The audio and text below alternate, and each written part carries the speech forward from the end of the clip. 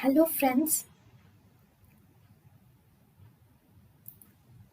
Welcome to Creative Medicine. In this lecture, we will learn about Eye. In the eye, it will reduce the formation of aqueous humor. In the eye, it has anti-glaucoma activity, and in the eye, even the topical beta blockers can cause. See, topical beta blockers, we think they do not cause systemic effects, but these topical beta blockers are absorbed by lysolacrimal duct absorption. Thus, this will result in systemic effects. So topical blockers or beta blockers are undergo nasolacrimal duct obstruction, thus resulting in sympathetic effects.